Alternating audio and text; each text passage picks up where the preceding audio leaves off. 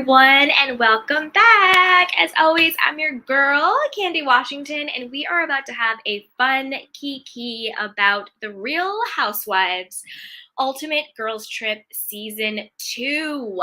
Sorry, I'm an avatar, but again, just did not feel like doing my makeup, so this is what we got, guys. This is what we got. So hey everybody, that's right, you guys. As you come in, be sure to say hello, drop your candy canes, your questions and your comments about anything pop culture and the Real Housewives. So let's get into it. Okay, so I didn't really watch season 1 of the Real Housewives Ultimate Girls Trip, but I really got into season 2. So for season 2, we had Dorinda, Vicky, Tamara, Jill, Phaedra, Eva, Taylor, and Brandy. And I actually really like this collective of women. I like this cast. They called themselves the Ex-Wives, which I thought was pretty funny and pretty interesting. So let's get into the dynamics. So first, of course, we had Vicky and Tamara, and they both were on the OC together. And they both were kind of let go at the same time, and they're like the OGs of the OC. Then we had Dorinda and Jill, both from the Real Housewives of New York City. Then we had Phaedra and Eva, who, of course, from Real House of Atlanta. And then Taylor and Brandy, who were both from the Real Housewives of Beverly Hills. So I'll just break down what I think about each lady. So the first is Vicky. Now, I know a lot of people were giving Vicky grief, and I know she caught a lot of slack during the show, but I'm going to give her a pass. I mean, she had just broken up with her fiance. She let it be known on the show that they hadn't had sex in like over a year. It was kind of obvious, I think, to the majority of people that he was not being faithful. And then you kind of get thrown into this situation with this woman being on camera. And of course, she wants her orange back. You know, she was the first housewife. So of course, she wants her orange back. So I'm going to give Vicky a pass on this one. I'm going to give her a pass. Then we had Tamara. I think Tamara played it right. She was the right amount of drama, but the right amount of fun and being normal and keeping the peace and just sort of trying to get along with everyone. Because I think that Tamara, like Vicky, wanted her orange back and she got it back. I think she played her cards right. She was the perfect amount of drama, but the perfect amount of, you know, likability as well. She was kind of like, look, Vicky, you're not taking me down on this. I'm getting my orange back. I don't know what you're doing over there, but like, get with it. Then we had Dorinda and Jill. So Dorinda, to me, I agree with the girls. She was still kind of living in that denial land where she was just like, I'm on pause. That's what Andy said, pause. But it's kind of like when a guy breaks up with you or a girl breaks up with you and they're like, it's not you, it's me. But it's like, no, it's totally you. That's kind of what the situation is. Like, you're not on pause, you're let go. I think if Dorinda had kind of worked through some of her stuff before, because I really like Dorinda. I think she's really fun. But there is this darkness. There's this that I think is actually rooted in sadness to her that comes across.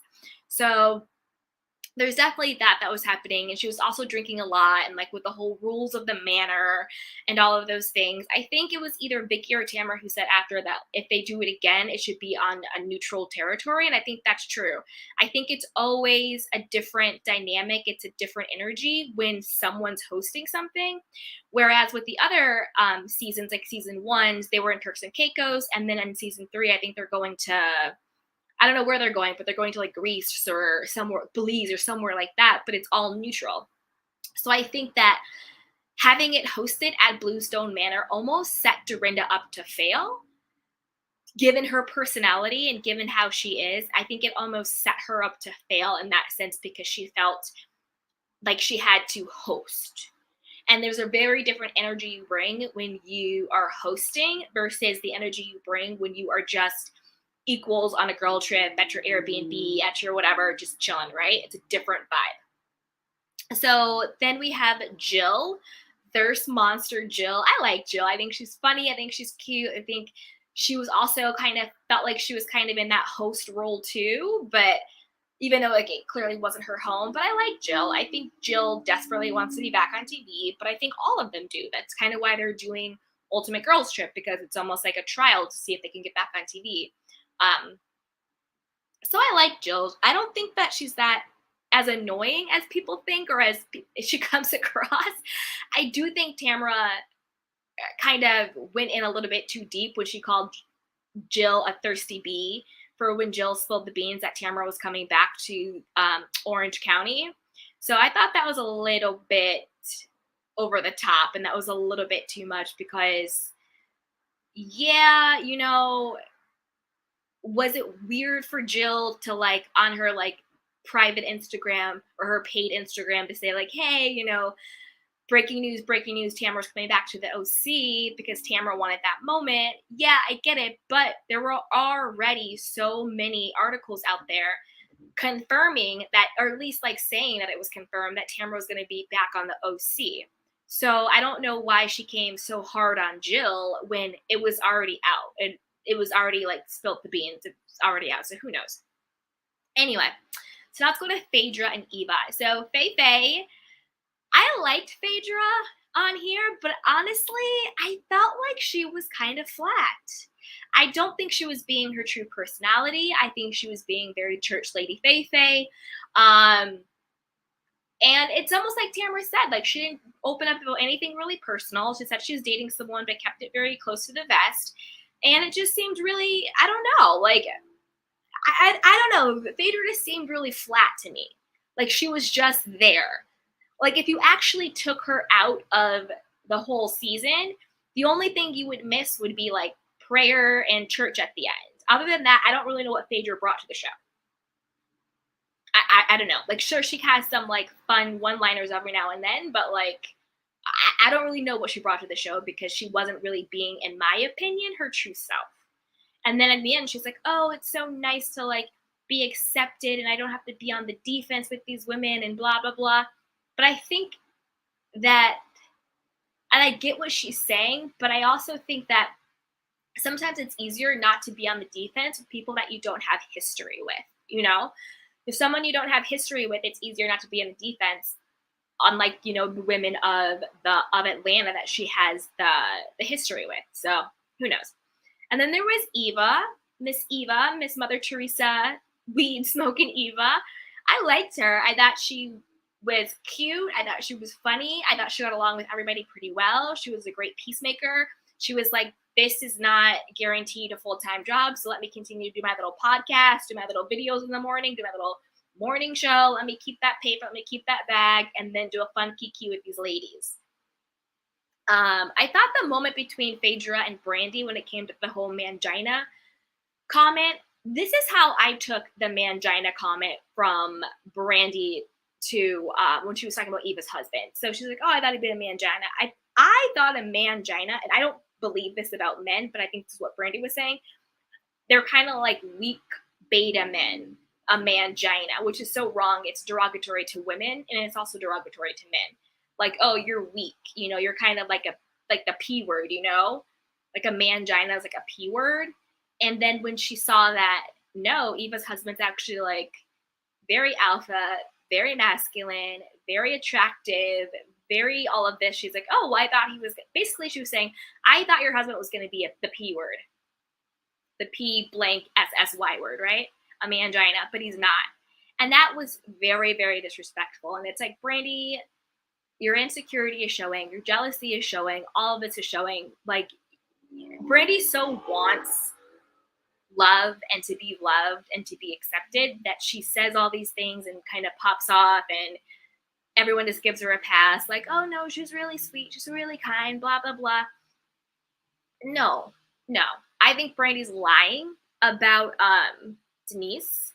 I think that's a lie. I don't think Brandy hooked up with Denise. And I also think Tamara's lying. I think Tamara was being an opportunist.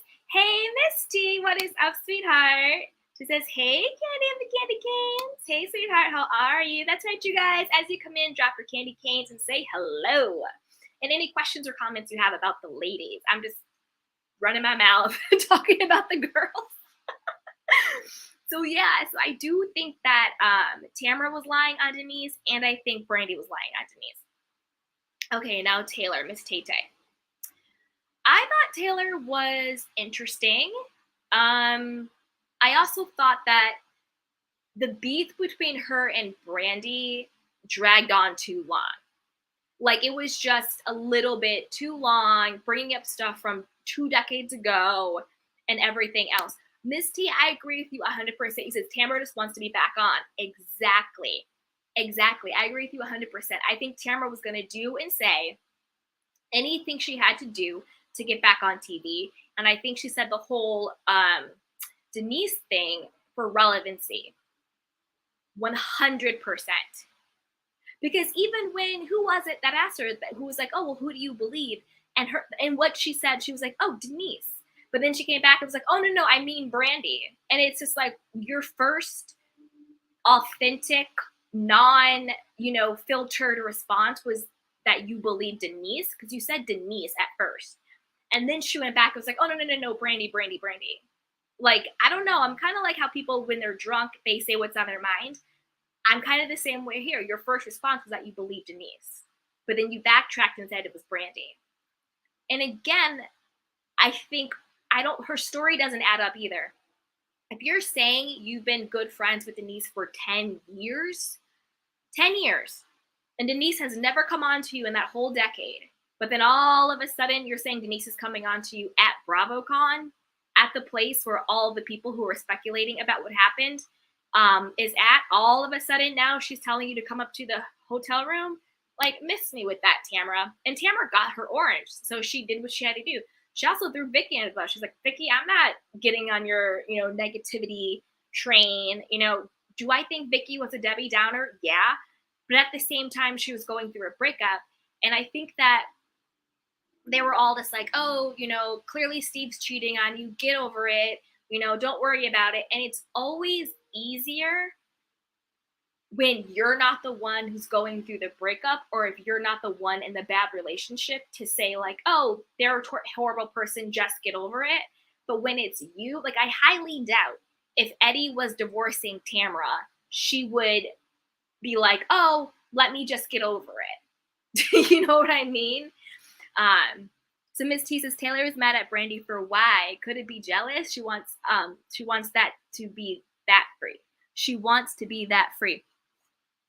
The reason why I think Taylor is mad, I think Taylor just is harboring a grudge against Brandy from everything that Brandy did during their season. And I think it's not so much that Taylor is mad at Brandy.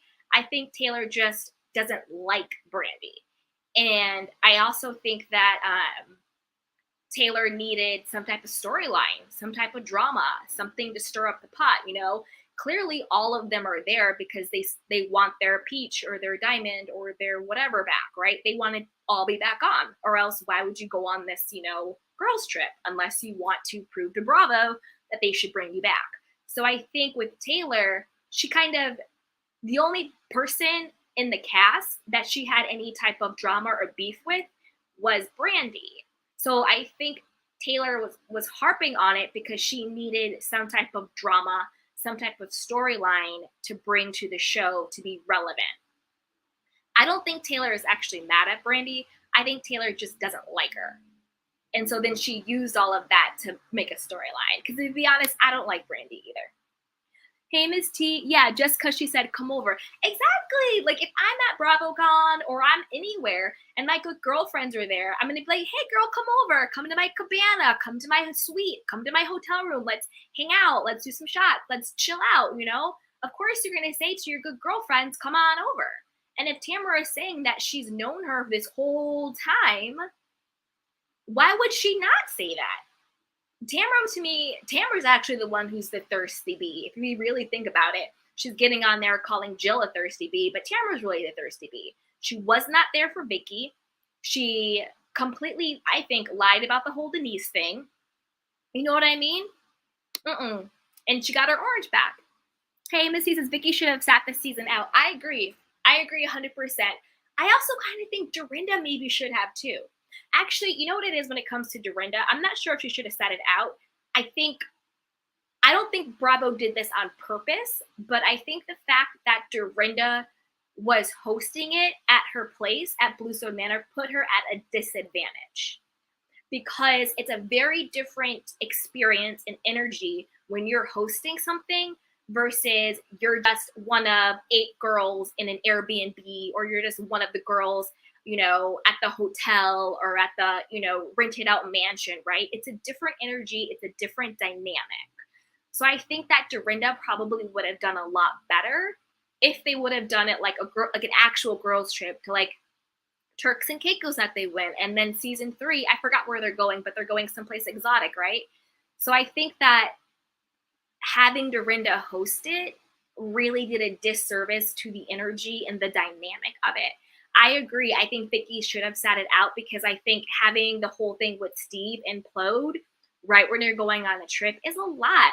Like, if it were me, and I don't care what my situation with my partner is, if they are cheating on me, we haven't been together, like we've been in a relationship but not having sex for a year and a half. He's living in my vacation home with some other woman, and then now they were breaking up. Like, that's a lot. But then now I'm supposed to go on and turn the charm on. It's a lot. It's kind of like, it's also your job, Vicky. Like, you're getting paid to be here. Like, you're not doing this for free. So it is your job. You do kind of have to get into your mode and whoop it up. But at the same time, if you're mentally not in a place to do your job, don't do it. Like, if you are a surgeon and you're going through a really, really hard time and mentally you are just not in a place, don't go cutting people up. Not to compare like bringing a surgeon to being a housewife on a TV show, but I just mean like any job. If you're not in a place to do it, it's okay to bow out. So I agree. I think Vicky should have kind of sat the season out. Hey, Miss T, Fragida said she came on to make funny jokes for the girls and not to tell her story. Miss Faye Faye, I don't know if you guys caught this, but I said this earlier on. To me, Phaedra, honestly, she also could have sat the season out. Because what did she bring? Sure, she said a couple of one-liners, but if Phaedra wasn't on this season, the only thing we would have missed would have been a couple of prayers and the gospel people. Other than that, what did she bring to the show? Like, sure, she had a couple of one-liners, but she wasn't up there. It wasn't like Night at the Apollo. And I think she should have told her story. But also, when you know you were in the wrong, maybe you don't want to tell your story because you don't want to be honest about the role that you played in getting fired. The fact that she takes zero accountability for why she got fired is insane. Regardless of how you feel about someone, you can't go around planting criminal things about them. When she was saying about how Candy and Todd, allegedly, blah, blah, blah, allegedly, this is the rumor she said, allegedly, were like drugging people and bringing back to their sex dungeon and having sex with them. That's a crime. So you can't really set up a scheme to plant a rumor that your alleged best friend and her husband are committing crimes and have it leaked on a national public platform and expect no repercussions. You know what I mean? You just can't do it, Faye. You can't do it. Miss T, yes, your house is stressful. Your house is so stressful. So stressful. It is such a different experience hosting versus just being one of the girls on the trip. It's a definitely different experience. And it also positions you differently with the girls. Like, it's different when you go to somebody's house and you feel like you're the guest in someone's home versus all you and your good girlfriends go and rent out a place and hang out at the place equally. It's a different vibe. Thailand. Yeah, that's where they're going. They were in Thailand, which is smart. And Miss T says, yeah, unfair to Dorinda, never get to relax. Yeah, she didn't get to relax. You can't when you're the one when you're the one hosting, and clearly she was really stressed out and still kind of sad about her husband and everything and just feeling lonely and all of that. So I totally get it. Totally get it. Miss T says, I agree. Disappointing she didn't share anything. I don't believe what she did share. Girl, I agree with you 100%. Like, she didn't share anything. And Tamara even said that. She was like, you haven't really opened up about anything personal. Like, Phaedra just came. She had a different wig every other scene. She's beautiful. I don't know if she's had work done, but she looks like she has. She's starting to kind of look like little Kim in the face a little bit. So I don't know, but like, she didn't bring anything to me really to the season that Eva, because I think Eva and Phaedra had very similar temperament, but I feel like Eva showed up in a more authentic way. You know, if that makes any sense. Miss T says Dorinda still needs to work on her drinking. It is a pause. Yeah.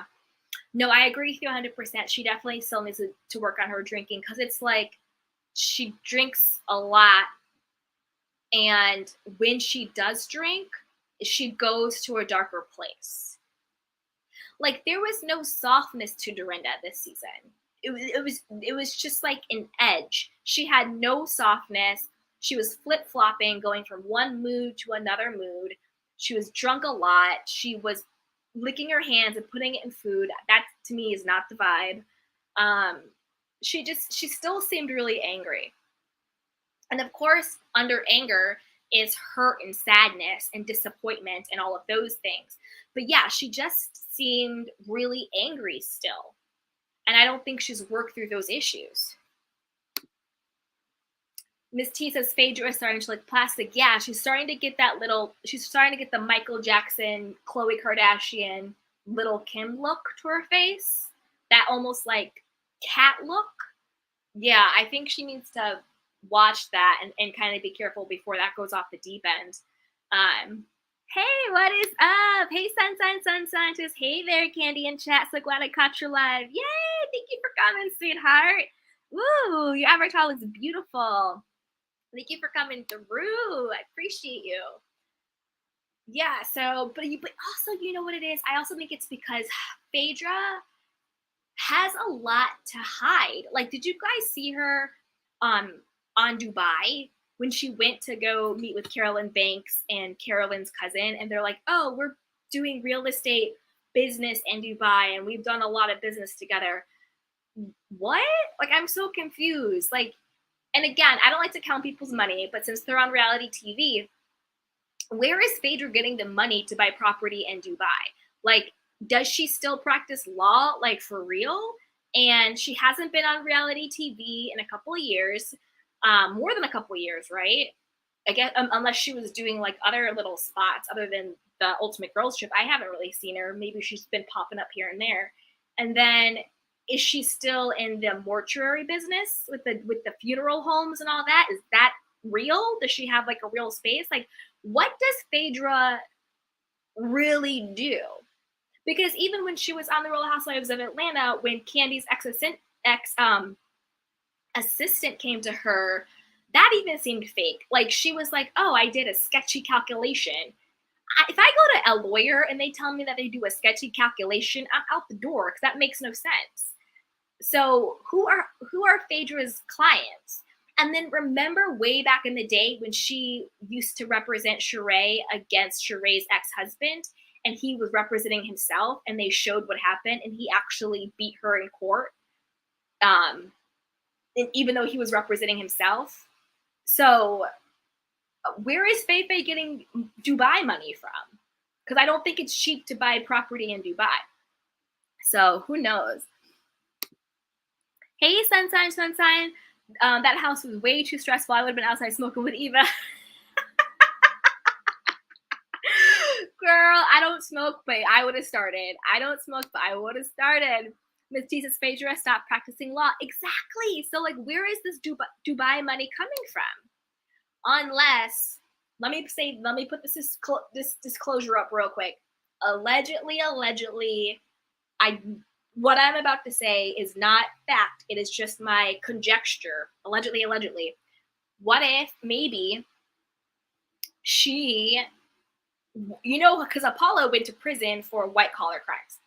So basically he went to prison for like money stuff, right? It was like forging checks and almost like what stealing identities and, white collar stuff where it's basically money laundering, Ponzi schemes, telemarketing, like a Jen Shaw, like all that stuff. The Girardis, credit card fraud, like stuff like that. Maybe Phaedra, because again, I always think the spouse knows. Maybe she ciphered a lot of money that Apollo had frauded people with, right? That could have been it too. Because where is she getting Dubai money from? You know what I mean? Like or maybe that's just a front. Maybe that's just like a fake storyline they made up to introduce her to the cast. I don't know. Who knows? Miss T says Andy wants her back so bad. Put her anywhere. Yeah. But why is Andy so far up Faye Faye's butt? Do you think? Okay, this is a conspiracy theory that I just thought about right now. So allegedly. Do you think the reason why Andy is so far up Phaedra's butt, do you think that Andy is threatened by Candy? Because Candy has become more and more powerful at Bravo, and Andy has become less and less powerful.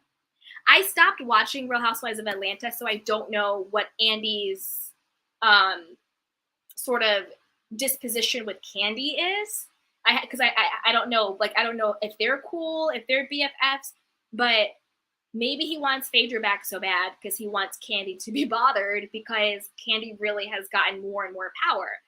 She has Candy in the Gang show. She executive produced that. During the whole Black Lives Matter thing, she went to the executives and she had a lot of pull. She has a lot of pull on the Real Housewives of Atlanta as well. If she's not an official executive, she sure acts like one.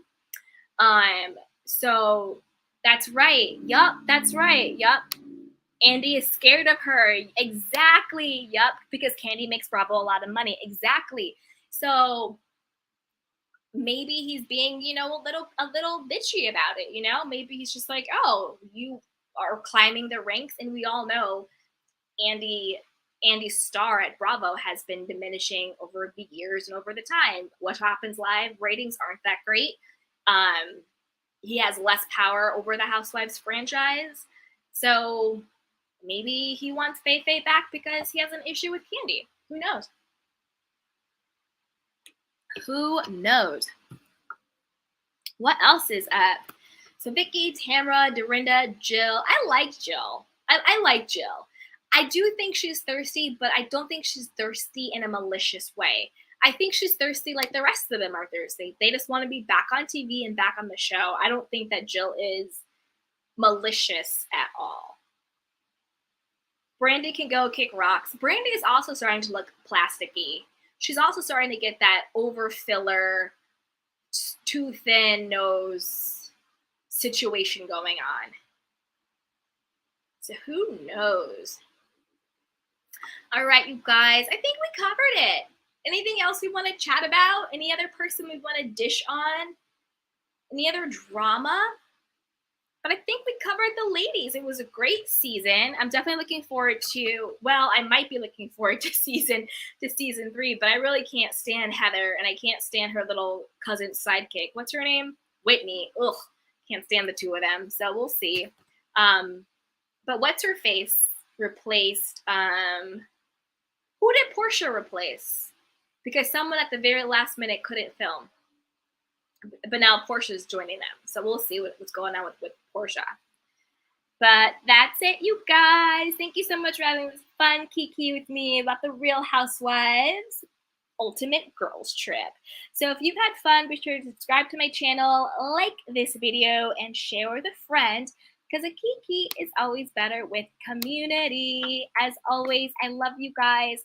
Take care of yourselves and each other. Bye. See ya, see ya, see ya.